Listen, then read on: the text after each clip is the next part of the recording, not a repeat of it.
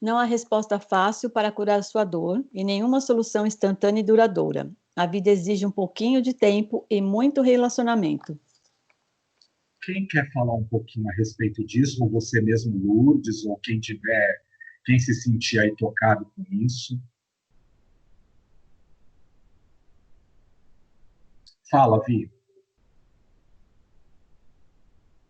Eu uso uma frase não, uma palavra no consultório e tenho usado muito para mim, principalmente nesse momento de pandemia, que tudo é um processo, tudo é uma construção, né? E então, assim, até a gente voltando lá ao olhar do filme, ele precisou também de um tempo, precisou também de um processo para poder entender tudo o que aconteceu com ele.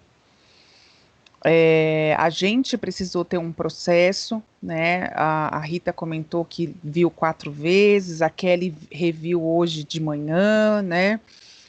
Eu estou aqui pensando em rever mais vezes para poder ver outros aspectos, e tudo isso se refere a um processo. E anterior, quando eu queria, que eu levantei o dedo para contribuir, você falando da questão do externo, né, de Deus, por que que a gente procura fora, e aí a gente falou das instituições, por que que eu preciso de um templo, preciso de um centro, de uma igreja, e quando você fala por que que eu procuro sempre no externo, eu vejo muito com que está ligado e relacionado com a nossa autorresponsabilidade, com aquilo que eu já estou, né, como você sempre fala, eu já estou em prontidão a responder, né, eu tenho a habilidade a responder. E no quesito religião, que muitas das pessoas utilizam as religiões como uma barganha ou como algo para se velar as suas sombras, né? Muitas vezes, acredito que a maioria das pessoas acabam utilizando a religião para velar as suas sombras, né? Para realmente abafar ali o que de fato faz com que elas ajam da forma que agem, né? Porque a gente tem irmãos, né? A gente tem cristãos, a gente tem muçulmanos, enfim, todas as pessoas, a maioria, eles estão lá no templo, no culto toda semana, na missa toda semana e tá lá falando do fulano, tá lá julgando, sendo juiz, né? Ou sai ali da missa e vai beber, ou bate no filho, né? Como aconteceu aí na história do filme. E aí, com relação a isso, eu queria trazer a contribuição de uma experiência pessoal minha com relação a isso, de religião. Eu venho de uma criação cristã, né, assim, do catolicismo, só que sempre tive um acompanhamento e sempre tive algo muito próximo do espiritismo. Meu avô era médium, então eu cresci com, assim, tendo meu avô nos cochilos dele pós o almoço, ele cochilava, baixava a cabeça, quando ele levantava era algum mentor dele, algum espírito dele, e a maioria das vezes, né, dos almoços da tarde, durante a semana, final de semana, ele acontecia isso. Então eu me acostumei com isso era muito próximo meu.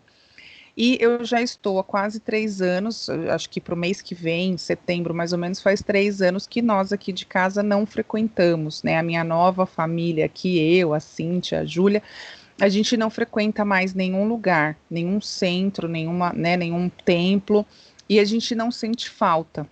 Às vezes eu sinto falta, ela também sente falta, assim, da gente ouvir as músicas, de ver os rituais ali, de ter a energia dos rituais, mas nada que a gente possa, de repente, trazer para nossa casa.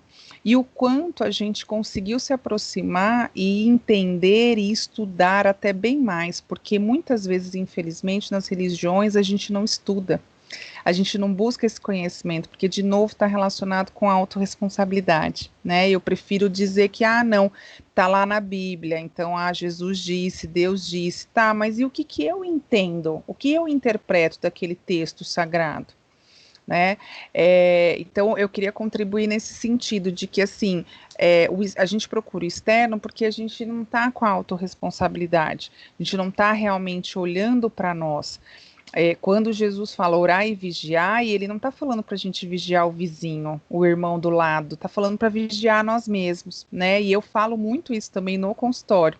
Exatamente, Lore, vigiar os pensamentos, vigiar os sentimentos, né, as emoções que nos permeiam. E eu não me sinto menos ou mais próxima a Deus neste momento, né, nesse tempo que a gente está sem estar sem estar num templo. E outra, gente, eu olho assim e falo, ai, eu não tenho mais paciência, desculpa, eu peço até perdão às vezes, mas assim, eu sei que eu tô certa dentro da minha verdade, né, dentro aqui do meu quadradinho mesmo de Viviane. Eu não me vejo mais tendo que baixar a cabeça ou dizer amém para um dirigente, para um líder espiritual. Eu posso ser a minha liderança espiritual, né? Dentro de todo o conhecimento. Sou muito grata a tudo que aconteceu na minha vida dentro da questão espiritual, né? Todo o desenvolvimento que eu tive ao longo mesmo da minha vida e principalmente os últimos anos, por eu estar mais madura, com uma cabeça mais adulta, né? E poder entender diferentemente as coisas do que quando criança, do que quando jovem. Então, assim, será que a gente realmente precisa mesmo de um templo? Será que a gente precisa mesmo de um espaço físico? A pandemia aí veio também trazer isso, né? Olha o quanto as religiões precisaram se reinventar ou se readaptar para trazer os cultos, as missas, as giras, né, para o universo online, porque está acontecendo. Então, assim, será que eu tenho mesmo? E a minha prática? Eu pratico só quando eu vou lá no culto, quando eu vou na gira, quando eu vou na missa, e durante o restante do mês, durante a restante da quinzena, da semana, eu pratico aquilo que eu coloco lá no centro, no templo. Aí, de novo, a autorresponsabilidade, né? É isso. Nossa, vi muito legal essa proposta, né? Porque, assim, ok, é aquilo que a gente estava falando, eu posso ir lá para a Igreja Católica, por exemplo, para protestante, para budista, me abastecer, trazer lá a possibilidade de entrar em contato com o conceito que está sendo trabalhado naquela semana, naquela proposta, e aí eu levar isso comigo para a minha semana, para a minha quinzena, para o meu mês, e ir me trabalhando em relação a isso. Né? Eu vou fazer uma analogia porque é a escola onde eu aprendi. Eu podia utilizar qualquer outra referência. O Chico, né, carinhosamente falando, que eu não tive o Dharma e nem o karma de conhecê-lo pessoalmente nesta existência, né, mas este espírito que esteve aqui como o Chico Xavier, ele dizia uma coisa que é assim, pega uma das virtudes e vai trabalhando ela paulatinamente falando, para que essa coisa de querer fazer tudo de uma vez só não vai dar conta mesmo. Então, se a sua dificuldade maior é a paciência, e o tempo inteiro você está sendo convidado, né? E aí a gente podia estender isso se eu estou sendo convidado ou se eu é que me coloco na condição de convidar-me para poder ter o treino da paciência comigo naquele processo. Mas assim, então pega a paciência, observa isso e vai observando como é que você tem condições de poder se tornar paciente ou não, e quais são as coisas que vão acontecendo no seu dia que impedem a paciência de poder estar se manifestando no seu ser. Quando você se enxerga nesse processo, você começa a destravar a necessidade de que eu preciso que tudo esteja bonitinho e calminho lá fora para eu poder estar na paciência. Quer dizer, o mundo pode estar pegando fogo, né, carinhosamente falando. Tá? Eu vou trabalhar outras habilidades, mas eu já adquiri a minha paciência até para poder não lidar com o impulso, não tomar uma atitude impulsiva, né, intempestiva, que ao invés de contribuir para comigo e para com o outro, para com o coletivo, vai mais prejudicar do que ajudar. Então, assim, tá bom, a gente não precisa obrigatoriamente desta tradição, seja ela qual for. Tá? Mas quando de uma certa forma eu vou observando o meu aspecto interior e descobrindo quais as minhas vertentes, as minhas habilidades que não estão trabalhadas no meu ser, eu posso de uma certa forma começar a perceber como eu sou capaz de poder fazer isso. Hoje eu vinha vindo de manhã no trânsito e eu vim muito cedo para cá, porque eu tinha um atendimento logo às 8 horas da manhã, eu tinha que estar aqui no consultório, porque por bem ou por mal a internet em casa não estava das melhores e funcionando bem, e aqui eu estou sozinho, essa internet aqui do consultório é só minha, no bom sentido da palavra, e aí eu conecto o cabo da internet aqui e vou fazendo a coisa acontecer, e vai. Tinha reunião com a Unipaz, tinha outras propostas de acontecimento, tinha que estar aqui junto com vocês, eu não ia arriscar a possibilidade de não conseguir adentrar para a gente poder estar junto. E aí eu vinha vindo pela Avenida Santo Amaro, quando eu cheguei ali perto do cruzamento da Avenida Santo Amaro com aquela que sai ali da Morumbi, né, que vem vindo do Shopping Morumbi e vai atravessando, tem um Carrefour bem aqui perto já do meu consultório, né? Aquele Carrefour na Santo Amaro, vem uma bicicleta e passa. Gente, a bicicleta foi o tempo inteiro na minha frente, eu falando, Jesus amado, a bicicleta não pode um pouco mais para lá? Não, ela não podia, porque o treino era para mim, né? Era para mim mesmo. O que eu vou fazer? Eu passo por cima da bicicleta, é assim, eu respeito porque é um ser humano que está ali em cima de uma máquina chamada bicicleta, e ele é mais vulnerável do que eu naquele momento, porque eu estou com uma máquina mais perigosa nesse sentido. E ele está ali no aspecto de bicicleta. E quando eu estou na bicicleta, como eu quero ser tratado, né, nessa situação? Ou se eu estou a pé? E se eu estou dentro do carro mesmo? Como é que eu quero ser tratado por outros tantos que estão em caminhões, jamantas e etc. e tal? Então, brincando com o exemplo, mas para a gente poder pensar, tá, eu já sei que aí está a minha dificuldade, é o que me testa. Tá, então eu vou pegar isso, hoje eu trabalho um pouquinho, amanhã eu trabalho mais um pouquinho, depois vai aparecer uma outra coisa, quando eu menos estiver pensando, esperando para que eu trabalhe mais um pouquinho, faço o teste comigo mesmo, não é nada externo me testando, sou eu mesmo para poder saber que grau eu já me encontro em relação àquilo. E a gente vai no nosso processo evolutivo. Ah, perdão, a psicologia transpessoal tem uma parte egóica, né? Isso nós aprendemos bem com a Márcia Taboni, né, Kelly? E a Lorene também sabe disso, que também foi aluna dela. A Rita também está aí, ela também foi aluna dela, a Marlita que não está aí hoje. Mas é assim, a Márcia falava uma coisa que é assim, a sombra da psicologia transpessoal é exatamente o ego.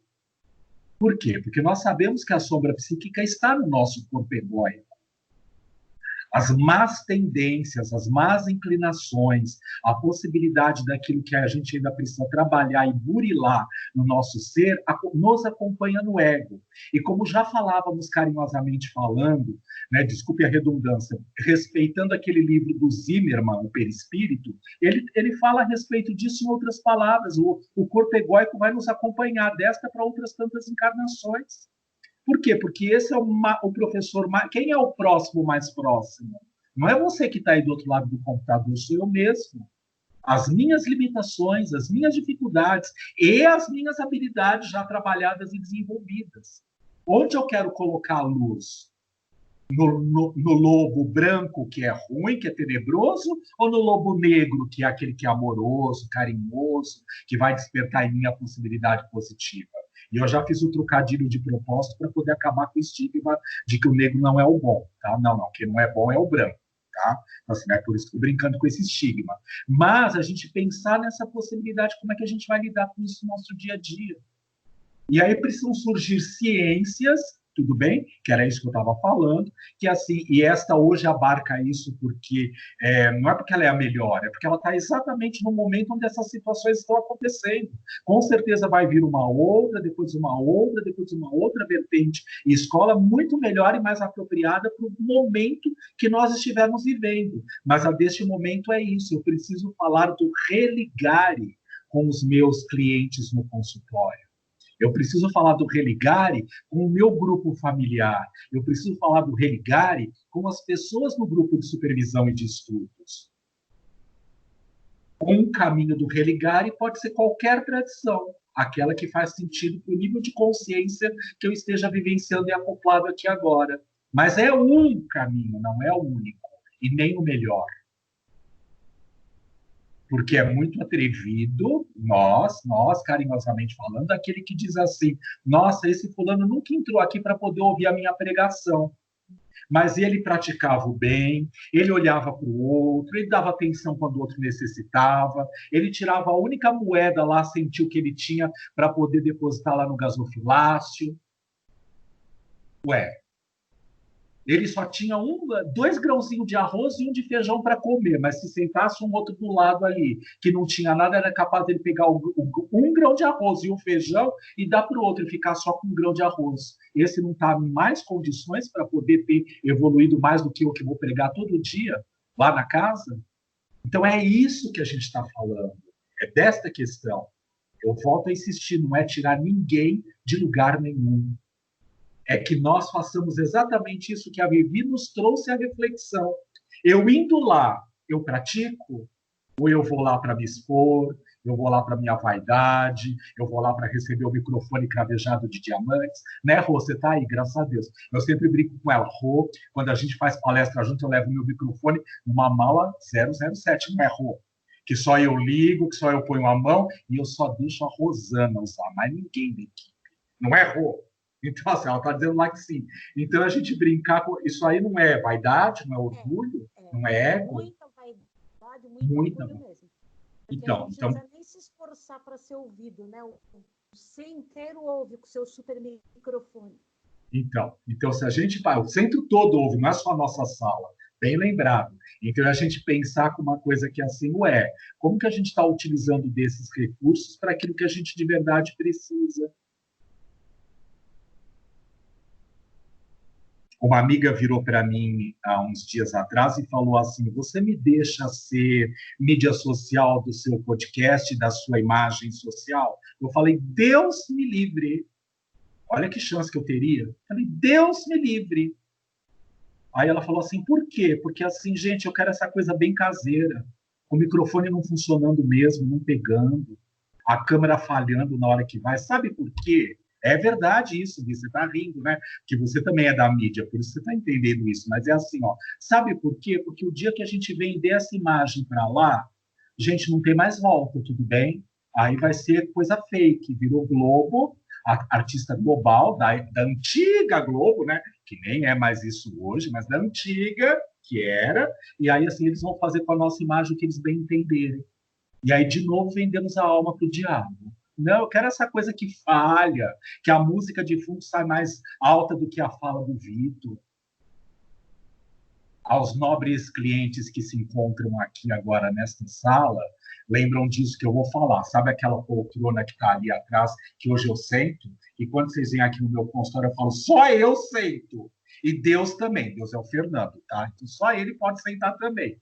Quando eu atendia lá na casa da avó, essa cadeira, minha mãe foi amamentada e eu fui amamentado nela também, tá? Hoje ela está reformada, tá? Mas é a mesma begera. Quando era na casa da avó, eu tinha acabado de voltar da Índia, eu sentava no chão duro, tá? Lembra disso, Vi? No taco e dava para o cliente a poltrona para sentar, para trabalhar o meu ego. O melhor lugar tem que ser do cliente, não seu.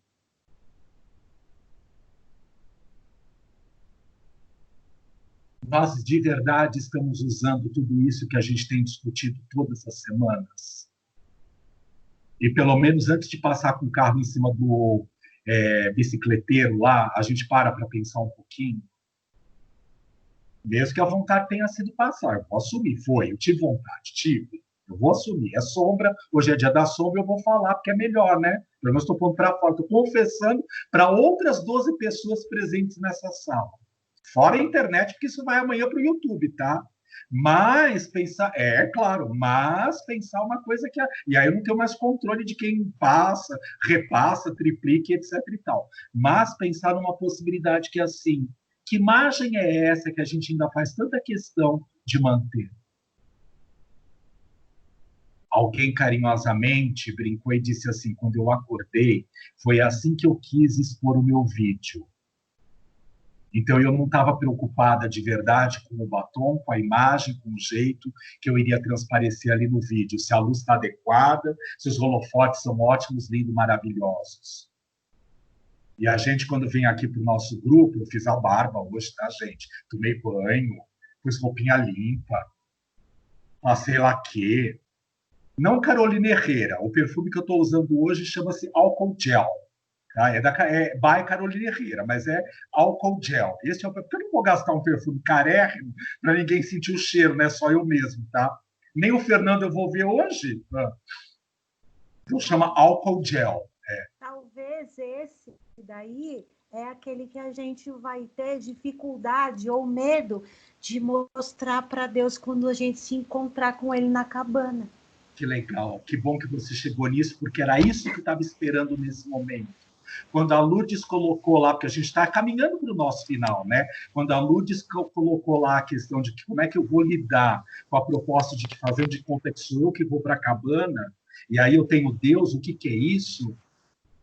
Eu acho que eu estou enganando a quem? A Deus? Que eu posso esconder essas sombras de Deus? E o mais bonito e interessante, com base no filme, gente, Deus não está nem aí para nossa sombra, no sentido de supervalorizar. E tem uma coisa muito importante também no filme, numa dessas passagens, quando ele conversa com Jesus, que ele deixa bem claro de que eles, né, essa tríplice, não nos força nada. Eles não nos impõem nada. Tudo que a gente faz é por exercício do nosso livre-arbítrio, não é? Claro, com certeza. Com certeza. Mesmo indo na casa de pregação, tá? É exercício do nosso livre-arbítrio. E quando a gente vai é porque a gente está conectado de coração e de pensamento e de consciência com aquela necessidade. Então continua estando tudo certo.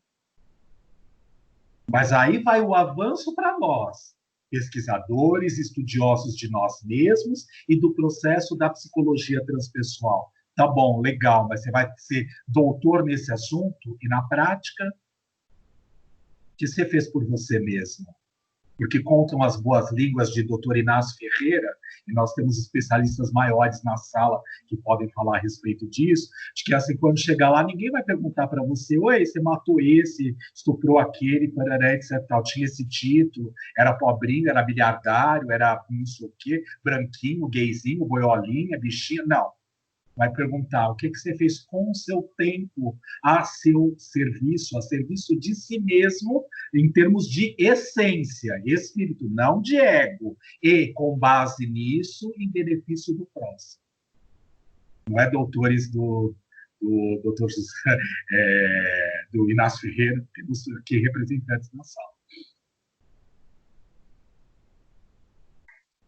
É isso então, mesmo. Tá, então a gente pode brincar com uma possibilidade que é assim. O que eu vou levar dessa cabana? Independente se eu cheguei nela, entrei ou não, se eu a visitei ou não. Posso eu começo... ler uma Por última favor, frase? leia. Claro, pode ler o que você quiser. Quando tudo que você vê é a sua dor, não consegue me ver. Que legal isso, né? E aí a gente julga segundo esse critério, né? Da nossa dor. Por isso, então, vamos voltar para uma... Independente de ficar em casa, ir em algum templo, ir em algum lugar, tanto faz. Quando a gente só consegue ver essa dor, a gente não vê mais nada. E às vezes a dor é uma manifestação para nós continuarmos vivos. Vamos lembrar disso? Eu só estou vivo e encarnado aqui nesse momento, fala já, tá vendo? Graças à possibilidade de eu estar defendido à minha dor, seja ela física ou emocional. Essa é uma resistência, é uma carapaça que envolve a nossa consciência mais profunda, mas é graças a ela que a gente está vivo nesse momento no planeta. Graças às nossas sombras também. Senão não teria utilidade estar aqui. Esse não é um mundo de luz ainda. Não dá para ficar aqui quem não tiver sombra. Você vê que o espírito mais perfeito, mais puro, que pisou o planeta, vulgo Jesus, o Cristo, porque é título, não é nome, Jesus, o Cristo, com certeza absoluta, teve muito pouco tempo aqui, inclusive nasceu em período missionário. Que imagina como era viver no meio das não-luz. Para quem já está na luz, para quem já é luz.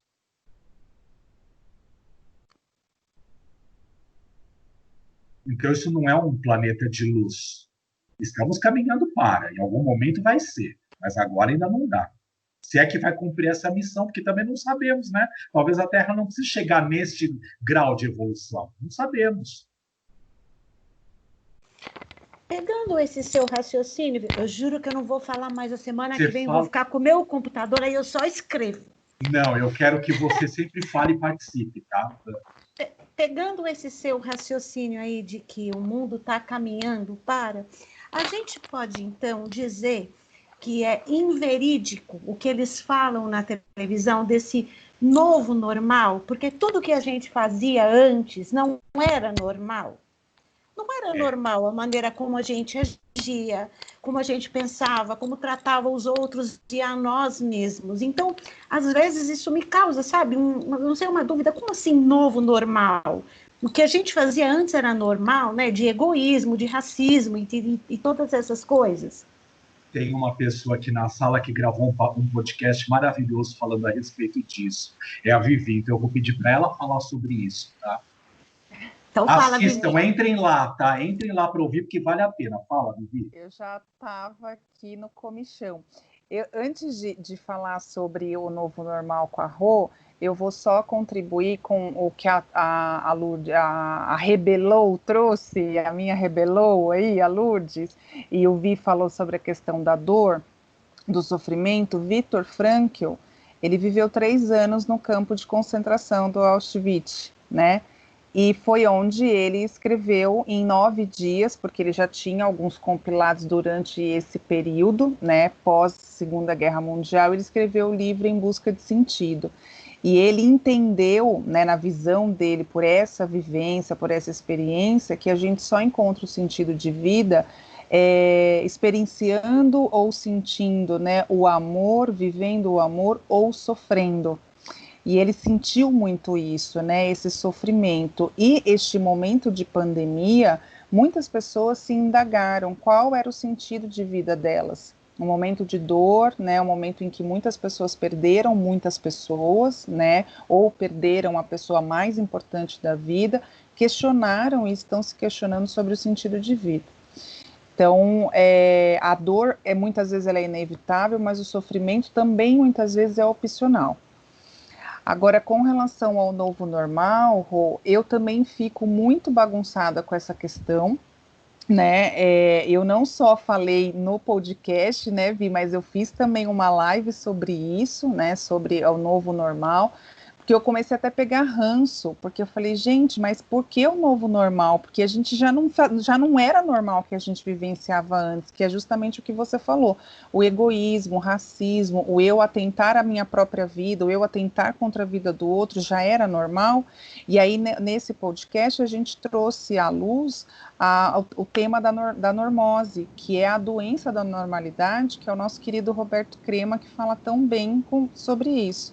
Né? Então ele traz que a normalidade, né, a normose, ela na verdade é uma doença da alma pequena, da pequenez da alma, onde a gente realmente não se depara que o outro mesmo o outro sendo o outro, ele é uma extensão de mim, né, Vi? Ele é uma projeção de mim mesma ali. Então, assim, tudo está relacionado a nós. Mas, assim, qual é a minha normalidade? Então, por que hoje aconteceu aí essa questão da reabertura dos bares, né, dos comércios tal, e houve uma comoção, teve uma questão muito aí polêmica nas redes sociais, porque hoje tudo é exposto, né, e todo mundo se perguntou, a gente banalizou então a morte? Porque a gente estava ali, as pessoas estavam questionando, estamos celebrando as mortes? Então é um negócio muito contraditório, né? E assim, a questão do novo normal é poder entender o que realmente é normal, o que é a normalidade, o que eu naturalizo que não pode ser mais natural. Então o Vi sempre fala, né? Eu trago isso também como exemplo lá na questão da Seara Bendita. É um espaço que fala sobre o acolhimento, fala sobre Jesus, fala sobre o amor, fala sobre a empatia, a benevolência, mas tem lá um mendigo, a pessoa em situação de rua lá na rua, que as pessoas fazem questão de sair lá do centro, depois do passe e tal, e não olham para aquela pessoa, porque elas já naturalizaram aquilo. Então, e elas não são convidadas a adentrar para tomar um passe lá na casa. Eles nem permitem, tá? Não são. É diferente da federação, que você senta do lado do cagado, do mijado e vai sentir um cheiro horroroso para poder aprender a lidar com isso. Lá eles são colocados para fora. Ai, o que você está fazendo aqui? Assim como também tantas outras igrejas católicas, também tantas outras igrejas cristãs, né, evangélicas, porque é uma população que realmente é invisível. É uma população que não é vista, porém a gente naturalizou, e a gente naturalizou de uma tamanha forma que a gente acha que a pessoa em situação de rua escolheu essa vida. E assim, quando se sai para a rua, para viver na rua, não é uma escolha. Dependendo do tempo que a pessoa vive e como ela vai encontrando recursos para sobreviver na rua, acaba sendo uma opção. Mas isso é um processo também daquela pessoa. Mas o primeiro momento de ir para a rua nunca é uma opção. Mas a gente olha como uma normalidade. Então, assim, o Roberto Crema entende que a gente não está olhando o ser humano, mas a gente não está olhando o ser humano o outro. A gente não está olhando o ser humano eu. Por isso que eu acabo normalizando, porque eu acabo também normalizando a mim mesma. Eu normatizo coisas que não eram para normatizar da minha própria vida. Eu estou sem sentido de vida, mas é assim mesmo. Eu não tenho motivação para acordar hoje, mas é assim mesmo, a vida é assim. Eu nasci assim, a síndrome de Gabriela, né? Eu nasci assim, eu sou assim, vou morrer assim, sempre Gabriela, né? Então, a partir do momento que eu normatizo o que é referente a mim, eu não tenho a capacidade de entender que o outro não está no merecimento ou estar no merecimento de receber aquilo, porque eu também normatizo o outro, porque se eu estou normalizando a mim mesmo, eu vou normalizar o outro. E tem uma coisa importante que é assim, a gente tem uma tendência no estado de consciência que, não sei se nós todos aqui agora, mas a grande maioria da população planeta Terra, tá? Tem uma tendência a querer voltar a um estado dito normalidade, ou seja, ritmo. Então, eu sei que eu posso ser que eu não possa nunca mais entrar num shopping, mas qual é o novo ritmo que vai acontecer? Eu nunca mais vou poder entrar no restaurante, tá? Mas qual é o novo ritmo de naturalidade onde eu vou poder saber, segunda-feira é dia de seara, terça-feira é dia de aula na universidade, quarta-feira é dia de consultório. A rotina, né? A rotina, isso. E esse é o grande perigo, por isso que a gente está brincando que qual é esse novo normal? É essa rotina que a gente vai querer voltar? Que outras chacoalhadas a gente vai precisar criar de egrégora na nossa consciência para atrair para este planeta a manifestação de outros vírus, diferentes desse Covid ou outros tantos, para nos estimular a ter que sair dessa coisa dita rotineira. E que na rotina, no mecanismo automático do movimento, nós não estamos inteiros na nossa essência, no nosso sentir, e ligados à nossa verdadeira intuição para poder agir e reagir no mundo. Aí vem o automatismo. Eu já sei que segunda-feira à tarde é dia de eu ir para a Seara fazer exposição. Então, não tem que pensar nisso. Aliás, Mas quando me tiram isso, não sobra mais nada. E aí, o que eu faço com esse espaço, com esse lugar? Desculpa, só um pouquinho, tá louco? Só um pouquinho. Ó. Então, a gente pensar numa possibilidade que é assim, é este lugar de rotina que nós temos que começar a perceber que não nos cabe mais. A data limite hoje, segundo este calendário dessa tradição, está falando a respeito disso. Não a rotina. Quando na pandemia nós fomos convidados pelos espíritos de alta hierarquia, tudo bem? Nas manifestações que tivemos aí, nos lugares mais renomados possíveis e imaginários, tá? Dizendo, gente, um dia de cada vez. Nunca me esqueço da primeira live que eu vi do Divaldo Franco, neste período que durou acho que 4 minutos só, não foi mais do que isso, agora está falando de 1h30 para mais, né? Ficou uma chatice, né? Que nem o Vitor. Mas assim, ó, brincar, quando foi só 4 primeiros minutos, ele levantou uma bandeira, um dia de cada vez. Parafraseando Jesus, é assim, ao dia de hoje compete as ocupações do dia de hoje. O que nós estamos aprendendo com isso? Não sei se vai ter amanhã. Vai que eu chego com a Covid em casa e eu me contamino e desenvolvo um aspecto pior da doença. E aí, acabou, até logo, não vai ter amanhã. Fala, Lourdes, desculpa. Não, imagina. Mas é que essa rotina a gente também tem que ter um pouco de condescendência e compaixão com a gente, porque até para Mahansa Yogananda fala, isso é que nem um disco, né? No LP que a gente tem sucos, é orgânico, né? Então o cérebro faz suco, faz aquele caminho. Então a gente está acostumado. Então a tendência é voltar para esse caminho desse cotidiano. Isso é esse também normal. Então não é que a gente quer ou não quer. Muitas vezes a gente é levado porque isso já está no nosso cérebro. A gente precisa criar outras sinapses, outros caminhos, que isso leva tempo, que é um processo, né? Então, claro, a gente tem que mudar, para sair dessa norma também, né? Porque normalidade, claro, Tá mas é uma relacionado à norma, a norma. gente está nessa curva, né, de Gauss ali, onde todo mundo está ali. Ah, eu me sinto confortável, porque todo mundo faz, então eu também até nem sou responsável, porque todo mundo faz. É que nós nos pais falavam, mas você não é todo mundo. Então a gente tem que sair dessa, mas isso leva um tempo. Então, claro, agora eu acho que é a hora do vigiar e orar. É que nem o filme também, quando Jesus também fala assim: olha para mim, isso não existe, isso é uma ilusão. É quando eu associei ao poço de Alcatrão, quando ele enfia a mão na água, que é nossos pensamentos, esse passado, que a mente tende a retomar, ela tende a refazer esse caminho conhecido. E aí ele fala: olha para mim, isso tudo é ilusão, sai disso. Eu acho que esse novo normal vai ser isso, a gente olhar para esse Cristo interno, independente de estar no templo, dentro, ele está sempre dentro, mas às vezes também a gente não consegue ver dentro, então precisa projetar para fora, que nem o cordãozinho, não sei o quê. E ok também, né? E olhar para ele e lembrar que tem outra coisa que a gente nem sabe, que é o novo. Eu quero. Lourdes, Fala. desculpa, Vi. Fala. Como o Vitor fala, né, e é uma verdade, a mente mente o tempo todo. E assim, o nosso cérebro, ele precisa, né, ele sempre vai buscar o que é familiar. Então, isso que você está falando aí do que é igual, do disco, do suco, é exatamente isso. Então, por mais dor que aquilo me cause, eu vou continuar na familiaridade. Então, assim, Sim, de me dá começo a gente. segurança. Sim, de começo a gente ficou desesperado porque a pandemia era desconhecida. Ninguém lá em março, né? Na verdade, a gente teve o nosso primeiro encontro virtual em abril, não imaginava que nós estaríamos a semanas praticamente de agosto, porque né, julho já praticamente acabou. A gente estaria ainda no mundo virtual e ainda com a crise acontecendo, a pandemia acontecendo.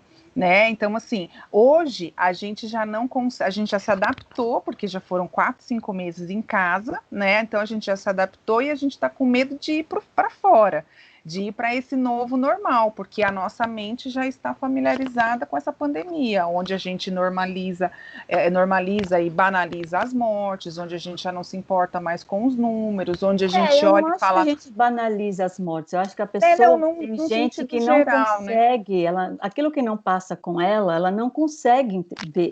Porque eu vejo muito, eu entendo, eu faço ideia. Não, você não faz ideia. Você não sabe o que é. Porque Se você você não não passou, você passou não isso. sabe o que é. Eu Entendeu? ia Então, por isso falar que eu sobre falo que a isso gente tem que ter agora. compaixão não só pelos outros, mas pela gente também, né? Sim, Porque não sim. adianta, não fica muito no teórico, muito no intelectual, e não adianta. A gente não vai sair disso enquanto a gente não sair dessa coisa mental. Tem que descer, a sensação que eu tenho, ir para o coração, para a sensação, para o sentimento, porque senão vai ser sempre isso, vai ser sempre essa musiquinha, vai ser sempre esse disco rodando do mesmo jeito, né? E essa coisa também do querer olhar para fora e querer julgar e já volta. Não sei do outro. Não sei, ok, cada um. Porque é bem isso mesmo. É muito difícil esse processo. Por isso, na tua que ela fala, muito tempo e muito relacionamento. Né? Muito se relacionar. Esse encontro que a gente faz aqui. Para mim, isso foi Exato. fundamental. Isso é um antes e um depois. E realmente, muitos pacientes no começo, Luz, não quero ficar em casa, onde já se viu, não estou presa. Agora, eu não quero mais sair, eu não quero voltar, a gente pode ficar aqui para sempre? Calma, sempre é muito grande, sempre é muito tempo. Né? Vamos deixar esse novo se apresentar. É porque E dá aí, um pânico, dia de né? cada vez. Sim. Então, porque você fala que você não saber o que vem pela frente dá desespero, dá pânico, porque não, é novo. E o novo não tem como Você não você voltar sabe. para ver o que é novo. Eu A hoje partir saí depois de 5 meses, eu hoje peguei o metrô pela primeira vez depois de 5 meses. Aí fui com a Cíntia, o que aliviou, embora ela ficou lá no jogo dela, eu fiquei na minha música, né? Então, assim, uma dica, a hora que for voltar, gente, vá com alguém se for possível, se não coloca a música que mais te impacta, que dá aquela, sabe, aquela vontade mesmo de dançar, igual doida, e deixa ser doida para os outros, porque foi assim que eu fiquei com a imagem, eu ficava dançando com a cabeça lá no metrô. Mas assim, em nenhum momento eu pensei no coronga, em nenhum momento eu falei, nossa, tô exposta, tô não sei o quê, ai, a máscara vai umedecer, ai, não sei. fui e voltei tranquilamente. Eu espero que a próxima vez possa ser do mesmo jeito. Tomara que seja diferente, sabe por quê? Porque senão a gente volta para o aspecto da rotina, da normalidade. Sim, né? sim, eu digo assim, no sentido de ser do mesmo jeito, que assim, que eu não tenha o medo, né, o receio de enfrentar, mas que seja diferente, que seja melhor, né? E vamos pensar uma outra coisa carinhosa. Mesmo que eu tenha medo, que eu fale, eu vi, olho para mim, Viviane, daqui do lado, falo, vamos com medo mesmo. E esse é o legal, que é o que a gente está experimentando a fazer. E quando o medo é paralisante, até por uma questão de segurança e de equilíbrio, então eu fico e eu não faço e está tudo certo, porque aí eu também estou me acolhendo, estou respeitando o momento e o espaço do que eu posso fazer. Nada de ficar obrigando ninguém a ter que sair de casa ou a ter que ficar em casa. Cada um sabe de si nesse sentido, porque são consciências que estão trabalhando na possibilidade. Se em casa tem 4 pessoas, 2 pessoas, uma é a favor de sair, a outra é a favor de ficar, é um aprendizado para ambas e está tudo certo, né? Nesse sentido. Não tem nada de errado. Quando a gente fica tentando convencer o outro com características, de uma certa forma, a gente está fazendo o quê? A gente está pegando o carro e passando por cima do moço que está andando de bicicleta. Eu estou querendo matar o bicicleteiro que tem aqui dentro de mim, tá? Não é isso que a gente está fazendo? Fala, amor. Tem outra frase. Gente, é demais, ó. Primeiro, vou ler todas, tá? Para acabar. São 3. A verdade liberta todo mundo. O amor sempre deixa marca. Cada um determinando o que é o bem e o mal é quando cada um bate o seu bem com o mal do vizinho, as guerras explodem. E aí, o que você pensa sobre isso?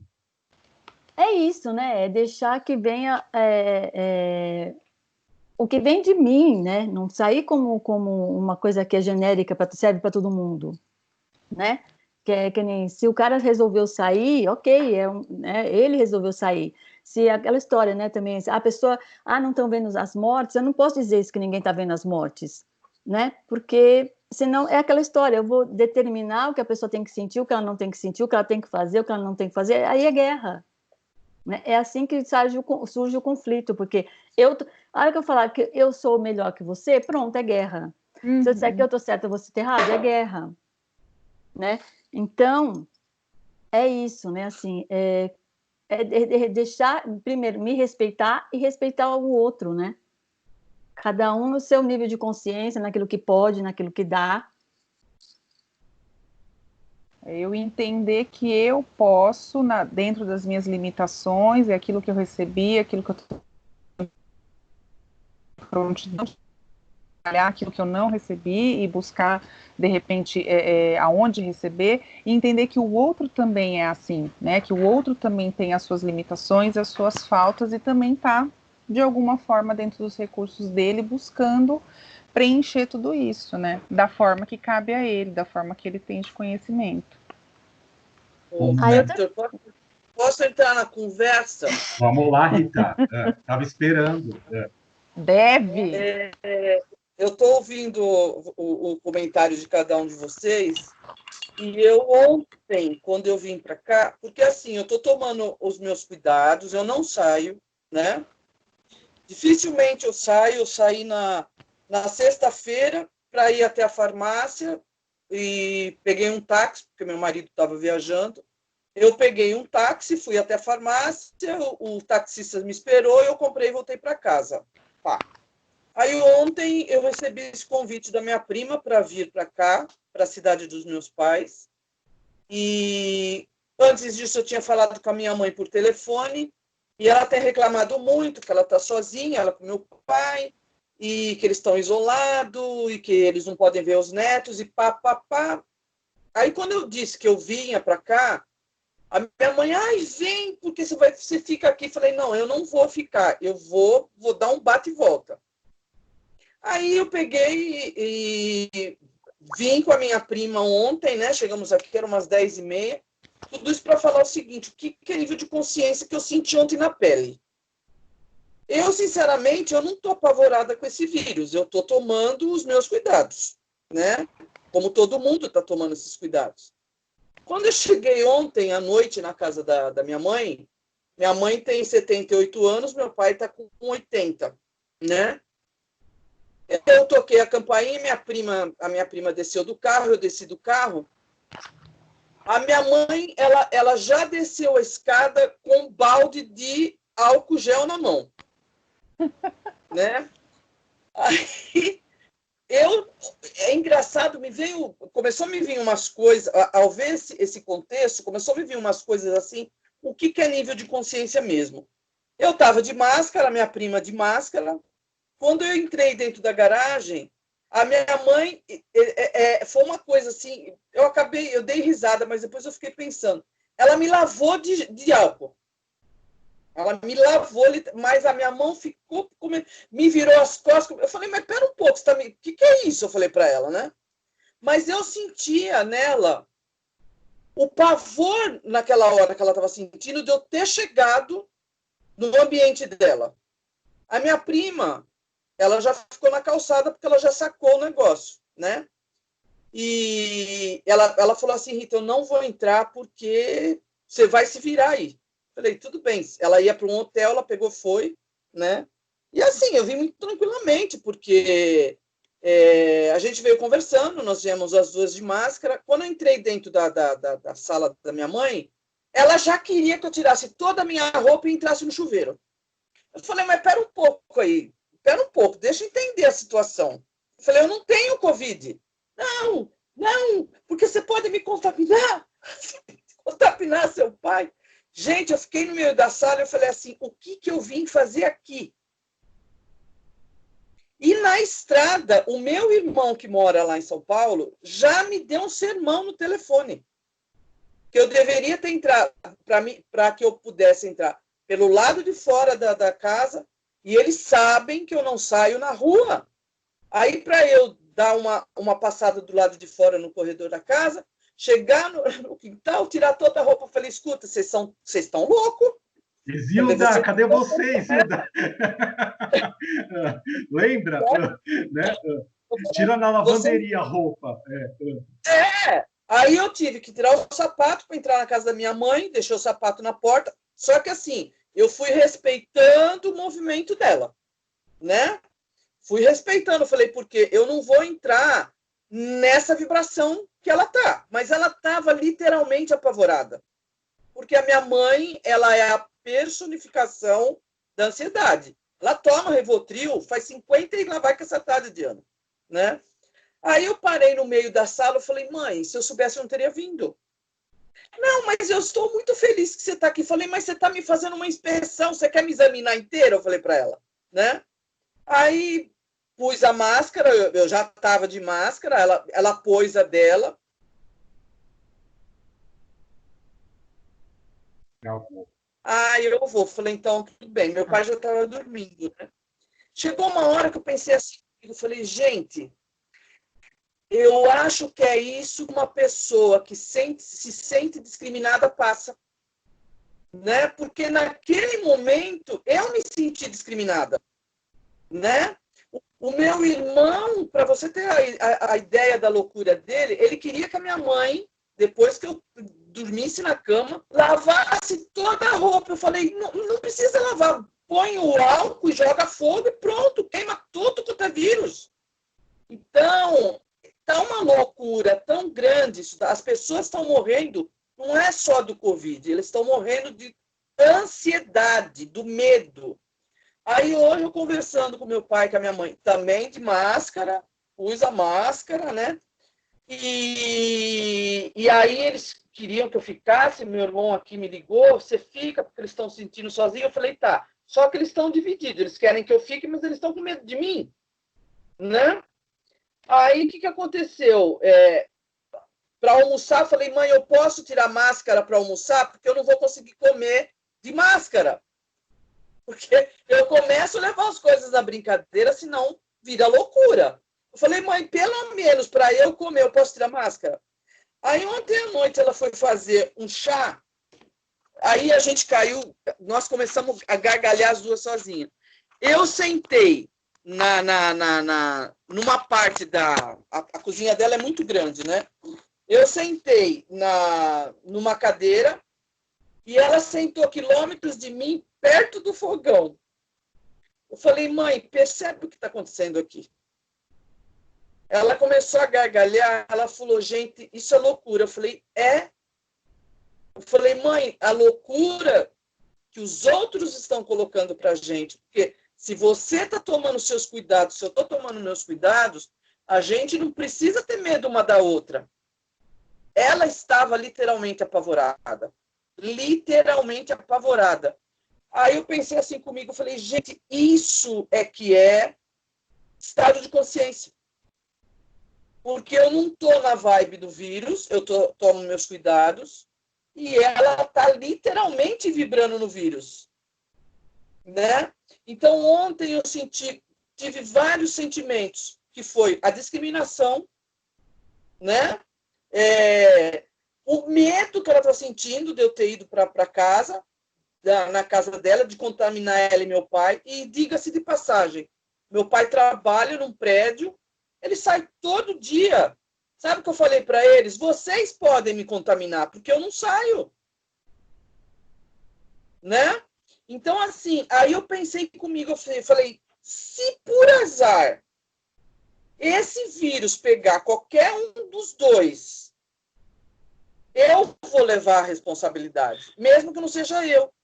Então, nós estamos vivendo num momento de muito medo e muita ansiedade. Aí, hoje de manhã, a gente estava conversando no café e minha mãe falou de morte. Aí eu perguntei assim para ela falou assim que ela está de mal com Deus. Se ela acreditasse em Deus, tudo bem, né? Aí eu falei assim para ela, tá, ela falou assim, eu tenho muita raiva de saber que eu vou morrer. Eu falei, mas você vai, eu vou, o pai vai, todos nós vamos morrer. O duro é você viver na consciência que você está, achando que vai ficar aqui para sempre. É por isso que você toma Rivotril. Né? O medo que você sente da vida, porque minha mãe ela tem medo da vida. Eu falo, o medo que você está sentindo da vida é que faz você ir para sua caixinha de Rivotril. Então, o que está acontecendo mais é esse Covid veio realmente para colocar todos esses monstros para fora. Ô, Rita, posso falar só uma coisinha para você que eu acho que faltou? Pode, amiga. Porque você falou que viu um monte de coisa, mas faltou, acho, né? Pelo menos você não mencionou. Faltou você ver o amor que seus pais têm por você. Porque com todo esse medo, com tudo isso, né? Eles falaram, fica. Eu não sei, Sim. como você estava falando, não foi o que me veio, entendeu? Porque com todo esse pavor, com todo... que com certeza também, eu também estaria, né? Porque a gente fica mesmo... você não sabe no que acredita, porque é novo também, né? Eu lembro da época da AIDS, eu lembro de uma amiga chegar na minha casa, ela era super gordinha, de repente você abre a porta, tem uma pessoa que era, sei lá quantos quilos ela tinha, virou um palito, cheia de coisa, mancha roxa, que eu olhei e falei, puta, é AIDS, é sarcoma, eu já sabia o que era, e aí eu falei, vou fazer o quê? Ai, oi, tudo bem? Pá, vou fechar a porta na cara dela. Eu olhei para minha mãe olhou para mim, aí eu falei, entra. Né? E aí e foi assim, na hora, é engraçado, mas foi pelo olhar da minha mãe que eu falei, entra. Né? Aí ela entrou, a gente começou a conversar tal. Naquela época eu fumava, ela deu Ludinha, quer um trago? Eu não sei, eu fui lá, peguei, aí eu falei, nossa, você é louca. Minha cabeça assim, nossa, você é louca, tal. Eu falei, não sei, né? E ok, entendeu? E era numa época assim que as pessoas achavam que, nossa, era uma sentença de morte se falar, chegar perto, entendeu? Então, assim, não sei, Rita, eu acho que de tudo isso que você falou, então, assim, o medo é genuíno, ele é fato, ele existe, a gente tem mesmo, mas conforme você estava falando, né, que você falou, realmente, a gente tem um monte de sentimentos juntos e misturados, mas o que eu senti que faltou você olhar e observar nos seus pais para você é o tamanho do amor que eles têm por você. Não, eu não nego isso. Eu não nego nisso. Gente, fecha os olhos. Fecha os olhos. Desliga os seus microfones. Desabilitem os seus microfones, por favor.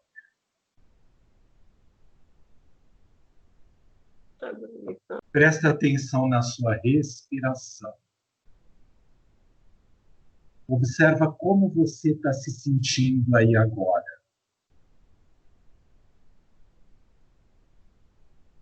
Quantas sombras foram trabalhadas na tarde de hoje, ao longo desta semana, na proposta do reencontro consigo mesmo, através da experiência do filme A Cabana, ou do livro,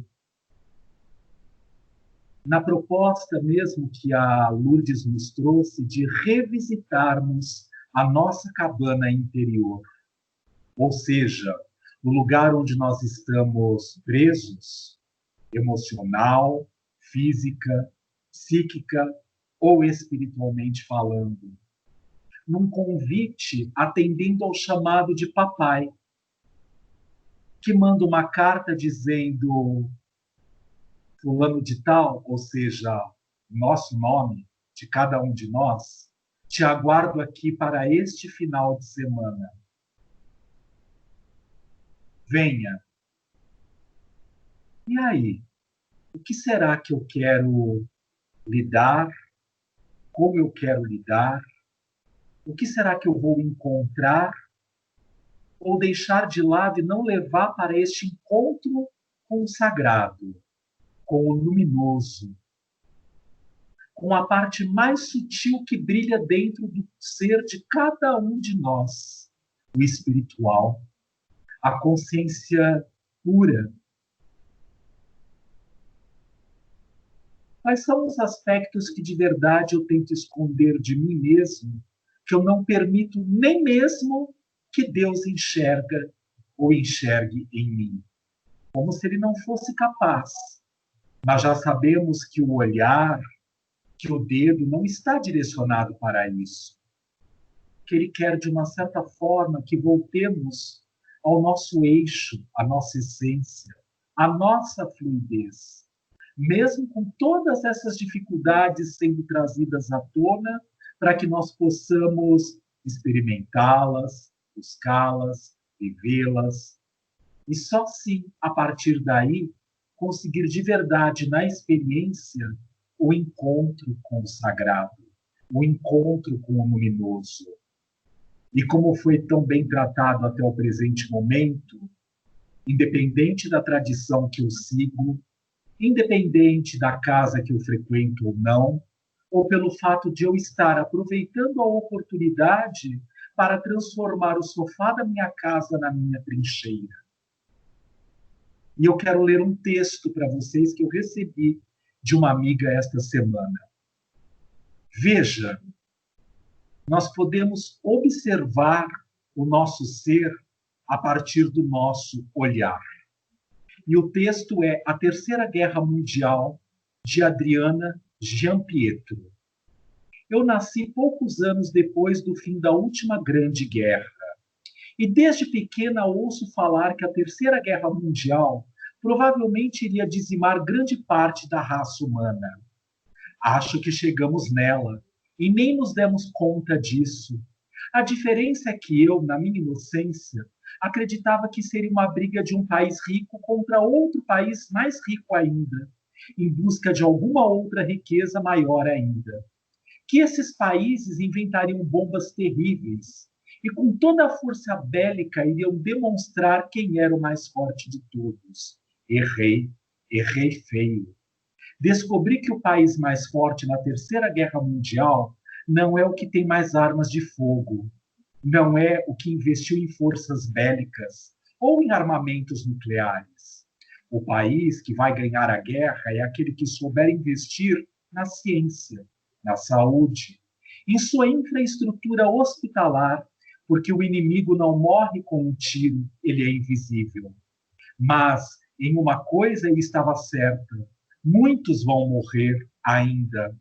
Essa guerra está para inverter valores. Vejamos. O petróleo sem consumo não vale de nada. Nada é mais ouro negro, como sempre disseram. O ouro hoje é em gel e transparente. E só serve para desinfetar. Shoppings fechados, lojas desertas, para comprar o quê? Se ninguém vai ver a bota nova comprada na loja cara, logo no lançamento da coleção outono-inverno. Carros que não saem de garagens, viagens desmarcadas. A Disney perdeu o encanto e o Donald, dessa vez, o Trump, pede para que os americanos fiquem nas suas casas. Em todas as línguas, a palavra mais falada é essa mesma: casa, casa, fique em casa, que ganha um novo significado além da moradia, que vira logo um abrigo. A muralha da China não impediu que o vírus se espalhasse. Deixamos todos os trabalhos em cima das mesas e de um dia para o outro, de um minuto para o outro, tudo parou. Tenho a sensação de que não me despedi de ninguém. Fico imaginando que eu não posso perder nada, ninguém, um minuto sequer da minha existência. Nem ir embora desse mundo sem me despedir. Me despedir de quem? É possível? Será que abracei o suficiente? Será que disse a todos o quanto eu os amo? Não sei. Essa guerra me deixou sem chão. Verdades tão óbvias apareceram e quebraram paradigmas, muito tempo lá atrás instaurados. Precisou que o mundo parasse e o vírus ameaçasse nossa sobrevivência, para que os pais percebessem que educação se faz em casa e não nas escolas, e que as escolas são centros de socialização. Que ensinar não é fácil, e que professores são muito mais heróis do que aqueles que o cinema mostra, que os mitos estão nos hospitais, de máscaras e sem condições de trabalho, e não no plantão onde a idiotização de pessoas toma forma humana e sem escrúpulos. Se você aprendeu com a sabedoria dos mais velhos, sorte sua, tem tudo a fazer. O mundo, depois dessa tsunami, será mais jovem, com menos rugas e menos sábio. Ou talvez a sabedoria apareça nesse tempo, desde que ele sirva para entendermos que viagens foram canceladas, porque a grande viagem que deve ser feita é para dentro de nós mesmos, cada um reencontrando o si próprio. Para que você entenda que o importante não são os custos, mas sim os valores. Que essa guerra sirva para que possa, eu, você, que possamos rever certos conceitos, entender que rico é o trabalhador, sem ele não existe riqueza, que sem o homem a natureza é mais feliz e o céu cada dia mais azul, que amigos usam a tecnologia para se fazer perto e que não existe distância para aqueles que se amam. Quem vencer uma guerra no sofá é uma bênção e está em suas mãos, sua casa, sua trincheira. E a Terceira Guerra Mundial, a granada mais perigosa, é apenas a água e o sabão. E quando passar, olhe para essa quarentena e veja que ela foi apenas o tempo de incubação que você precisou para renascer. Uma excelente semana para todos nós, boa reflexão, até o sábado da próxima semana, com o nosso terceiro capítulo do Poder do Encontro. Graças a Deus, até a semana que vem.